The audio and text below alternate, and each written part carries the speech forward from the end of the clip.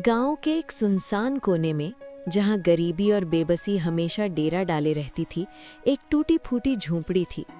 उसी झोंपड़ी में रहते थे घीसू और उसका बेटा माधव। दोनों बाप बेटे मेहनत से जैसे उनका कोई रिश्ता ही नहीं था। गांव वाले उन्हें आलसी, कामचोर और निकम्मा कहते थे, और सच कहे तो वे गलत भी नहीं थे। घीसू ने अपनी पूरी जिंदगी में शायद ही कभी दिल लगाकर काम किया हो। जो काम पकड़ा 2-4 दिन में छोड़ दिया। और माधव, वो तो बाप से भी 2 कदम आगे निकला। दिन भर दोनों इधर उधर भटकते रहते, कभी किसी के खेत से आलू उखाड़ लाते तो कभी पेड़ों से फल तोड़ लाते।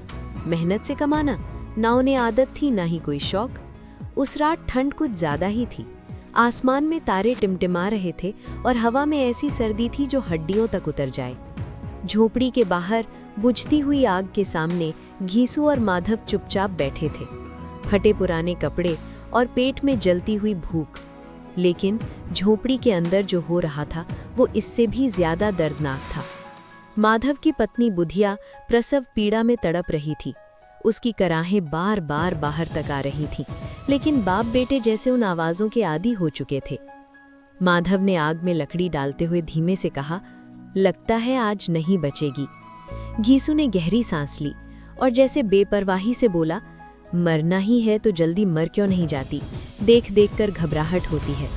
ये शब्द सुनने वाले के दिल को चीर दें, लेकिन उनके चेहरे पर ना कोई दर्द था, ना चिंता, बस एक अजीब सी थकान और खालीपन। दोनों ने कहीं से आलू चुराए थे, उन्हें आग में सेंक रहे थे। भूख इतनी थी कि जलते हुए हाथों से भी आलू निकालकर खाने लगे। घीसू ने एक आलू तोड़ते हुए कहा, हमारी किस्मत में तो यही लिखा है बेटा, ना काम करना ना चैन से जीना। माधव हल्का सा हंसा, और जो मेहनत करते हैं उनका क्या होता है, दिन रात खटते हैं फिर भी भूखे ही रहते हैं। उधर बुधिया की चीखें अब और तेज हो गई थीं। वो दर्द से तड़प रही थी, लेकिन बाहर बैठे ये दोनों जैसे पत्थर बन चुके थे। घीसू ने कहा, जब तेरी माँ मरी थी तो मैं 3 दिन तक उसके पास से नहीं हिला था, और तू तो बिल्कुल ही पत्थर हो गया है। माधव ने नजरें झुका लीं। क्या करूं, अंदर जाने से डर लगता है। लेकिन सच तो ये था, उन्हें डर नहीं लगता था, वो बस जिम्मेदारी से भागना जानते थे। धीरे धीरे रात बीतने लगी, बुधिया की आवाज़ें कम होती गईं और फिर एकदम से सब शांत हो गया। कुछ देर बाद माधव अंदर गया। अंधेरे में टटोलते हुए उसने देखा, बुधिया अब नहीं रही। उसका शरीर ठंडा पड़ चुका था और चेहरे पर एक अजीब सी शांति थी, जैसे उसे सारे दुखों से छुटकारा मिल गया हो। माधव बाहर आया और धीमी आवाज में बोला, मर गई। घीसू ने सिर उठाया और बस इतना कहा, भगवान उसकी आत्मा को शांति दे। दोनों कुछ देर चुप रहे, लेकिन ये खामोशी भी अजीब थी। इसमें दुख कम और सोच ज्यादा थी। सुबह होते ही खबर पूरे गांव में फैल गई। लोग इकट्ठा होने लगे, कुछ लोग रोने लगे, कुछ लोग सहानुभूति जताने लगे। घीसू जमींदार के पास गया, थोड़ी मदद मांगी। जमींदार ने पैसे दिए और गांव वालों ने भी थोड़ा बहुत चंदा दे दिया। कुल मिलाकर 5 रुपए इकट्ठे हो गए। अब सवाल था कफन का। घीसू और माधव बाजार की ओर चल पड़े। रास्ते भर दोनों चुप थे, लेकिन उनके दिमाग में कुछ और ही चल रहा था। माधव ने धीरे से कहा, कफन तो लेना पड़ेगा। घीसू थोड़ा रुका, फिर बोला, हाँ, लेकिन रात को कौन देखेगा कफन, आखिर जल ही तो जाएगा। माधव ने उसकी तरफ देखा और उसके होठों पर हल्की सी मुस्कान आ गई। दोनों समझ चुके थे। बाजार पहुंचकर वे कफन की दुकान के सामने खड़े हुए कपड़े देखने लगे। सफ़ेद कपड़ा, सस्ता कपड़ा, मोटा कपड़ा।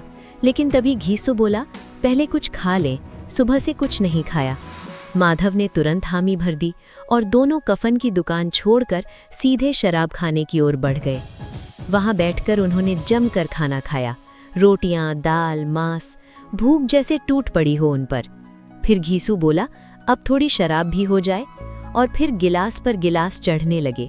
धीरे धीरे उनके चेहरे खिलने लगे। दुख, गरीबी, भूख, सब कुछ जैसे धुंधला पड़ गया। घीसू हंसते हुए बोला, बेचारी बुधिया जिंदगी भर दुख झेलती रही, आज कम से कम उसके नाम पर हम अच्छा खा पी तो रहे हैं। माधव भी हंस पड़ा, हाँ, उसे तो स्वर्ग मिलेगा, हमसे तो अच्छा ही हुआ उसका। दोनों जोर जोर से हंसने लगे। लोग उन्हें हैरानी से देख रहे थे। एक औरत मर गई और ये जश्न मना रहे हैं। लेकिन उनके लिए ये कोई नई बात नहीं थी। जब जिंदगी ही दर्द से भरी हो तो इंसान दुख को भी अलग नज़र से देखने लगता है। रात गहराने लगी, शराब का असर बढ़ गया। घीसू ने आसमान की ओर देखा। भगवान, अगर तू है तो उसे अपने पास रखना, वो बहुत दुखी थी। माधव ने धीरे से कहा, हाँ, उसे अब और दुख मत देना। और फिर दोनों वहीं लेट गए और गहरी नींद में सो गए। उधर गांव में बुधिया की लाश बिना कफन के पड़ी थी, लेकिन घीसू और माधव के लिए उस रात कफन से ज्यादा जरूरी था पेट भर खाना और कुछ पल की राहत। ये कहानी सिर्फ घीसू और माधव की नहीं है, ये उस समाज की कहानी है जहां गरीबी इंसान से उसकी इंसानियत तक छीन लेती है, जहां भूख हर रिश्ते से बड़ी हो जाती है और अंत में एक सवाल छोड़ जाती है, क्या वो बुरे थे या हालात ने उन्हें ऐसा बना दिया।